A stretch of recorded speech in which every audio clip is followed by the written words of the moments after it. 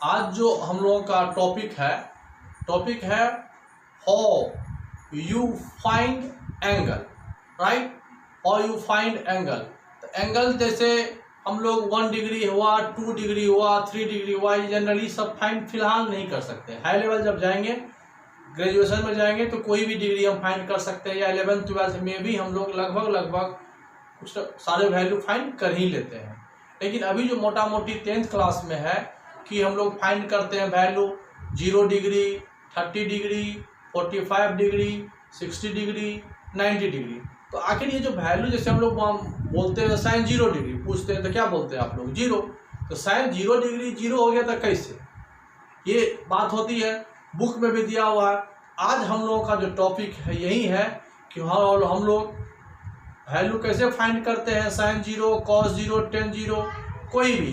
तो वही हम लिखें आज का टॉपिक में, how to find value of angle 0 degree, 30 degree, 45 degree, 60 degree, 90 degree of all trigonometrical ratio, सारे sine, cos, tan, cot, sec and cosec. चलिए देखते हैं।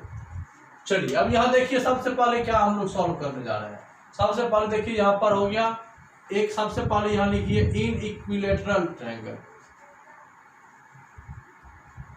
इन इक्विलेटरल ट्रायंगल हमको पता है, आपको भी मालूम है कि इक्विलेटरल ट्रायंगल में क्या होते हैं, लेंथ ऑफ ऑल साइड्स क्या होते हैं, length of all sides equal होते हैं। इन equilateral triangle length of all sides equal होता है। इसी लेंथ को जब इक्वल हुआ तो इसको मान लीजिए यहाँ पर इन इक्विलेटरल ट्रायंगल मान लिए A B is equal to B C is equal to C A is equal to X से कह दिया, ठीक है। अब यहाँ पे इक्विलेटरल ट्रायंगल में यही नहीं होता है, ये एंगल भी 60 होगा, ये भी 60 होगा और ये भी 60 होगा। अब यहाँ से एक लाइन ड्रॉ करें, परपेंडिकुलर ड्रॉ करें।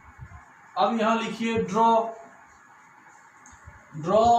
ए D perpendicular to B C, draw A D perpendicular to B C. तो ड्रॉ करने के बाद बाय ज्योमेट्री हो जाएगा, ये बाइसेक्टर हो जाएगा, ये दोनों इक्वल हो जाएगा। तो यहाँ से यहाँ आप x माने हो तो ये क्या हो जाएगा x/2, ये भी हो जाएगा x/2, और ये जो है आपका पता है आप x है, ये ओवरऑल x है, और ये एंगल आपका हो जाएगा आप 30 डिग्री, ये आपका हो गया 60 डिग्री, और ये हो गया आपका 90 डिग्री। इस प्रकार से ये भी हुआ 30, 90 और 60।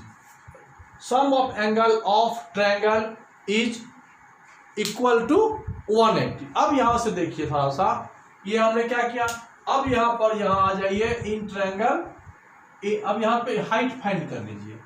ये इक्विलेटरल ट्रायंगल का हाइट है, तो बाय फार्मूला एडी क्या होता है, हाइट ऑफ इक्विलेटरल ट्रायंगल क्या होता है पता होगा आपको, √3/2 इंटू साइड होता है, √3/2 इंटू साइड। तो √3/2 हो जाएगा, और साइड कितना है यहाँ पर x, ये आपका क्या निकल गया, हाइट ऑफ इक्विलेटरल ट्रायंगल। अब यहाँ से देखिए कि हमको सारा ट्रिगोनोमेट्रिकल रेशियो फाइंड हो जाएगा। अब यहाँ पर इन ट्रायंगल, अब ये नया ट्रायंगल बनाएंगे, यहाँ से ये एक नया ट्रायंगल बन गया आपका, ये 90 हो गया, ये 30 हो गया, और ये 60 हो गया, ए बी और ये हो गया डी, ये 30 हो गया। पहले 60 की बात करते हैं। In triangle A B D में चलिए यहां से आ जाइए, साइन बी कितना है, साइन 60, और साइन का जब वैल्यू लिखते थे क्या लिखते हैं p/h, ये आपका कितना है x/2, ये कितना है √3/2x, और ये आपका कितना है x। अब यहाँ देखिए p/h, p कितना है यहाँ पर √3/2x है, और हाइट जो है हाइपोटेन्यूस, यहाँ x है, हाइपोटेन्यूस यहाँ पर ये हो गया x आपका कट गया, और ये आपका हो गया √3/2। यही वैल्यू हम लोग बोलते हैं कि याद करो साइन 60 इज इक्वल टू √3/2।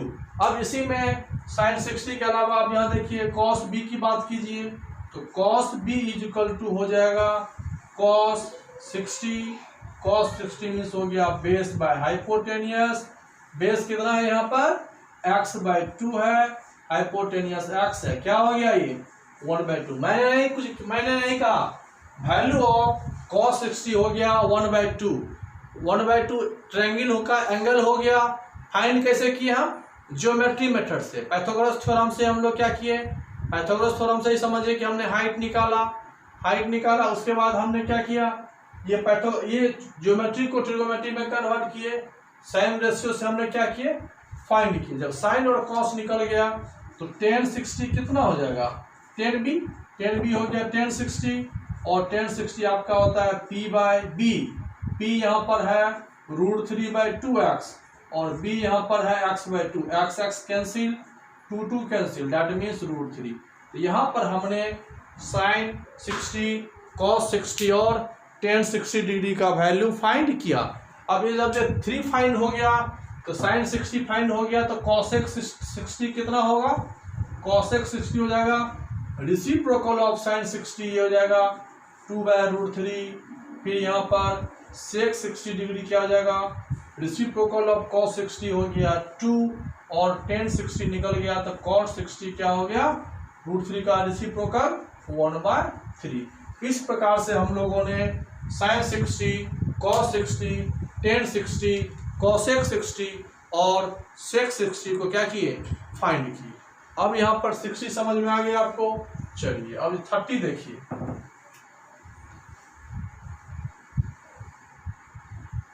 अब देखिए डायग्राम यही है।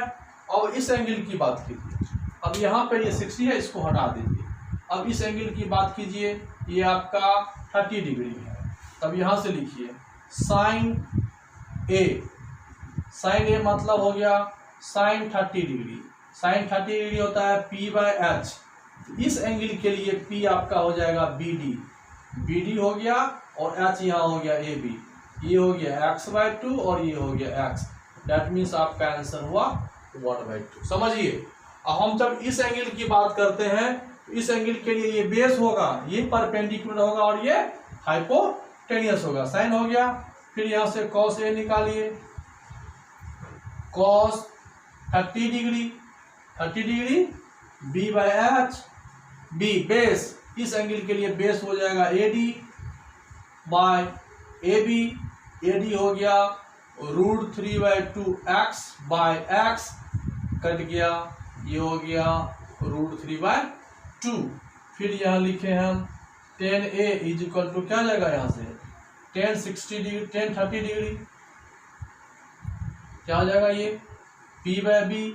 इस एंगल के लिए p और b जो है, p कितना है, इस एंगल के लिए p हो जाएगा BD, बाय हो जाएगा b AD, x/2 √3/2x, x cancel, 2 cancel, 1/√3।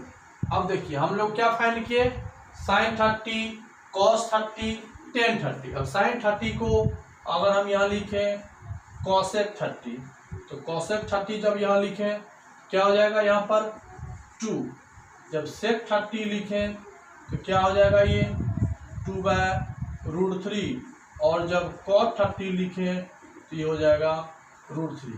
इस तरह से हम लोगों ने इस डायग्राम की मदद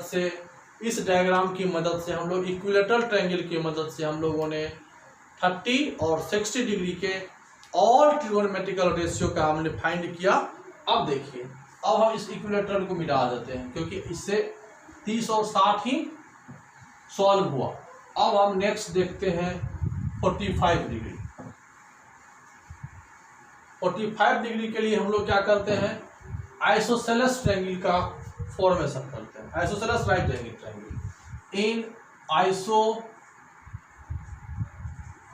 इन isosceles right angle triangle ABC। देखिए ये राइट एंगल ट्रायंगल भी है और ये आइसोसेलेस भी है, मतलब ABC ये 90 है और ये साइड इक्वल है तो यहाँ मान लीजिए AB is equal to BC is equal to X।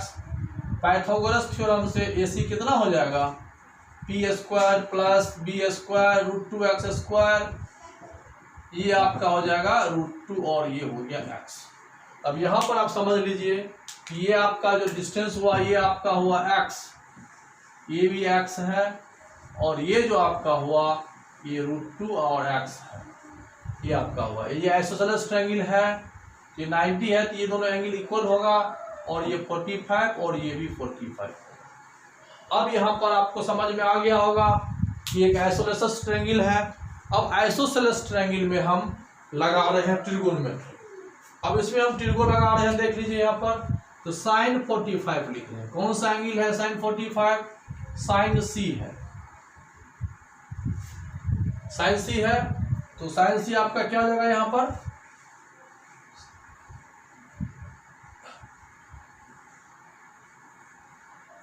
sin C यहाँ पर आपका हो जाएगा sin 45। sin 45 का मतलब होता है p/h। हमेशा sin 45 लिखिए, 30 लिखिए, जो भी लिखना है। sin थीटा अगर लिखेंगे कुछ भी तो p/h होगा। इस एंगल को हम लोग हटा दीजिए, इसका यूज कर रहे हैं, इसके लिए p आपका हो गया ये AB और h हो गया AC। तो ये x हो जाएगा √2x, x कैंसिल आउट हो गया 1/√2। तो sin 45 इज 1/√2।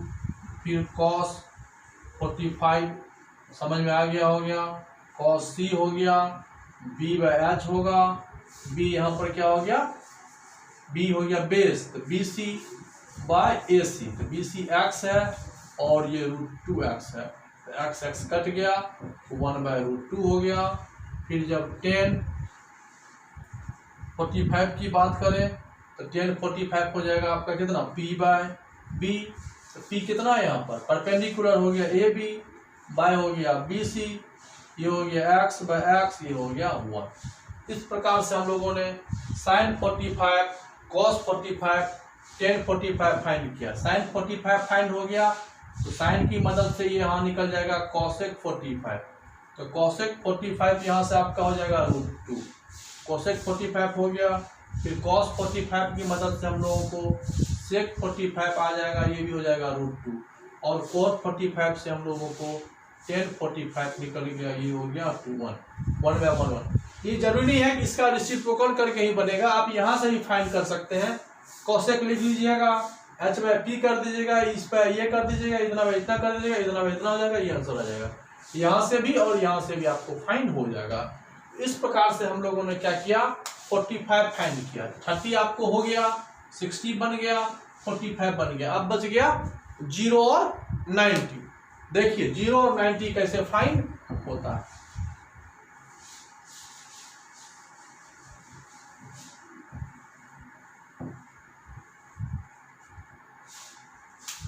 फिर देखिए यहाँ पर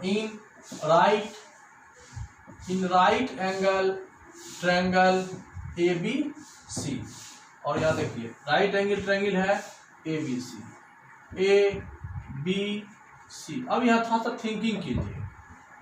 अब ये पॉइंट देख लीजिए, यहाँ देखिए पॉइंट यहाँ है, यह एंगल है। अब ये पॉइंट A यहाँ रिप्लेस कर लीजिए, तो धीरे धीरे देखिए इसको थोड़ा सा नीचे आ जाएगा।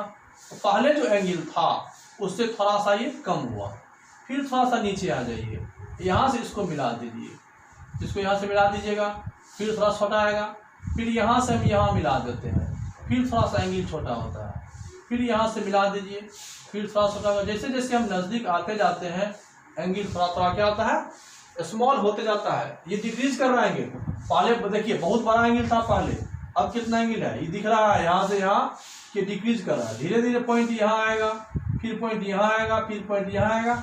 ऐसा मानिए जब पॉइंट A यहाँ देख लीजिए, when point A lies on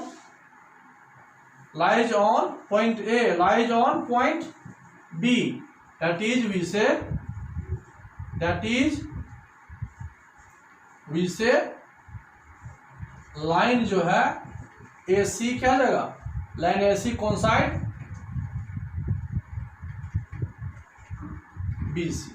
ये पॉइंट आपका ओवर वाला जाएगा। यहाँ पर when point P lies on कौन साइड ABC छोड़ दीजिए, ऐसे समझिए when point P lies on B then we say, तब हम लोग क्या कह सकते हैं कि AC की जो लेंथ है वो BC की बराबर होगा। देखिए ये पॉइंट जब यहाँ आ जाएगा तो AC आपका ये नहीं होगा, तब AC भी यही होगा और BC भी यही होगा, AC इक्वल टू BC हो जाएगा। और यहाँ पर एक बात और जानने की जरूरत है, AB धीरे धीरे क्या हो रहा है, AB धीरे धीरे छोटा हो रहा है, पर इतना बड़ा था, फिर ये हुआ, फिर ये हुआ, फिर ये हुआ, फिर ये हुआ, फिर ये हुआ, फिर ये डिस्टेंस जब इस पे आ गया तो B और A एक ही पॉइंट को रिप्रेजेंट किया। इसका मतलब हो गया इस प्रकार से ये कोइंसाइड हो गया। और यहाँ पर एक बातें और मिला हमको, ये एंगल धीरे धीरे क्या हो गया, ये जब ये पॉइंट यहाँ आ जाएगा तो एंगल C जो हो जाएगा वो 0 हो जाएगा। अब यहाँ से देखिए साइन 0 डिग्री, साइन C लिखिए, साइन C मतलब हो गया साइन 0 डिग्री। और साइन 0 डिग्री मतलब साइन का क्या होता है formula, perpendicular by hypotenuse. Perpendicular क्या है यहाँ पर, AB बाय क्या है AC, AB तो यहाँ पर 0 है तो 0 बाय AC क्या हो गया ये 0, मतलब साइन 0 डिग्री हो गया 0, साइन 0 हो गया 0। इसी प्रकार से अगर हम cos 0 की बात करें, मतलब cos C की बात करें, cos C होता है बेस बाय हाइपोटेन्यूस, बेस यहाँ है BC और हाइपोटेन्यूस था AC। यहाँ पर दोनों इक्वल है, जब दोनों इक्वल है तो आपस में क्या हो जाएगा, कैंसिल हो जाएगा और ये हो जाएगा 1। इसी प्रकार से जब हम tan 0 की बात करें tan C तो P बाय B, P यहाँ पर था AB, अब B यहाँ पर था BC, AB यहाँ 0 हो गया, बाय BC इक्वल टू 0। हम लोगों ने यहाँ पर साइन 0, cos 0 और tan 0 का वैल्यू क्या किया, फाइंड किया। इसी का रेसिप्रोकल में आप साइन 0 को क्या लिख सकते हैं, cosec 0 1/0 अनडिफाइंड हो जाएगा, sec 0 1/1 1 हो गया, cot 0 tan 0 था ना तो cot 0 1/0 ये भी हो गया आपको अनडिफाइंड। हम लोगों ने इस तरह से क्या किए, ट्रिगोनोमेट्रिकल वैल्यू का 0 degree, sign 0, cos 0, tan 0, cot 0, sec 0 और cosec 0 का वैल्यू फाइंड कर लिया। अब यहाँ पर फिर इसी डायग्राम को देख करके हम लोग अब 90 डिग्री को देखते हैं क्या होता है। ठीक है, अब यहाँ पर देखिए इस डायग्राम वही है सेम। अब यहाँ पर 90 की जब बात करते हैं, यहाँ देखिए in right angle triangle ABC, A हुआ, ये B हुआ, ये C हुआ। अब 90 की बात करते हैं, C को उठा के यहाँ लाओ, ये C पॉइंट था, ये पॉइंट को उठा के यहाँ लाइए, यहाँ पहुँचे, फिर एंगल क्या हो रहा है, देखिए एंगल धीरे धीरे बड़ा हो रहा है, फिर इसको यहाँ लाइए, एंगल धीरे धीरे क्या हो रहा है, इंक्रीज कर रहा है, एंगल इंक्रीजेज, फिर यहाँ आएगा थोड़ा सा और इंक्रीज करेगा, फिर यहाँ आएगा फिर इंक्रीज करेगा, फिर यहाँ आएगा इंक्रीज करेगा। ये पॉइंट जब यहाँ आ जाएगा तो B और C जो है जब यहाँ आ जाएगा धीरे धीरे आते जाएगा तो ये 90 हो जाएगा। अब यहाँ पर देख लीजिए in right angle triangle ABC when point C जो है बढ़ते चला गया लाइज ऑन पॉइंट B पर जब आ गया देन तब यहाँ क्या हो जाएगा पता है आपको, तब यहाँ AB is equal to AC हो जाएगा, तब ये AB और ये AC यहीं आ जाएगा और यहाँ पर BC यहाँ पर इक्वल 0 हो जाएगा। वहाँ हाइट 0 हुआ था, यहाँ बेस 0 हो जाएगा और कुछ एंगल 90 ही है। चलिए अब ये समझ में आ गया। तब यहाँ पर जब हम लोग लिखें साइन C ही लिखे यहाँ पर तो साइन C धीरे धीरे बढ़ते बढ़ते यहाँ क्या हो जाएगा 90 डिग्री हो गया, साइन 90 होगा ये P बाय H ही, तो P यहाँ पर है AB, H हो गया AC, तो यहाँ AB 0 नहीं है, AB है और AC, AB और AC दोनों क्या है इक्वल है, AC को भी AB कर दीजिए, दोनों जब कैंसिल हो जाएगा तो यहाँ पे 1 हो जाएगा। यहाँ पर डेट मीन समझ में आ गया कि यहाँ साइन 91 हुआ। कॉस की जब बात होगी यहाँ तक सब कुछ सेम है। यहाँ पर आप देखिए कि BC क्या है, यहाँ पर BC 0 है तो 0 बाय AC क्या हो जाएगा, ये 0 हो जाएगा। और 10 की जहाँ तक बात करते हैं सब कुछ वही होगा।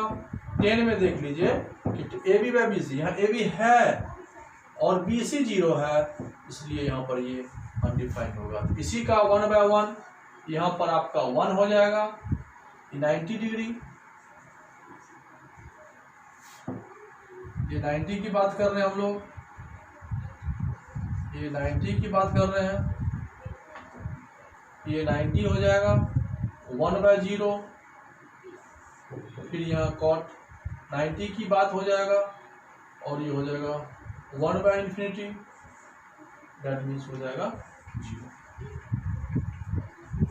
अब यहाँ पर आपको समझ में आ गया कि हम लोग क्या किए, ज्योमेट्रिक डायग्राम की मदद से ट्रिगोनोमेट्रिकल रेशियो का वैल्यू 0, 30, 45, 60 और 90 को क्या किए हम फाइंड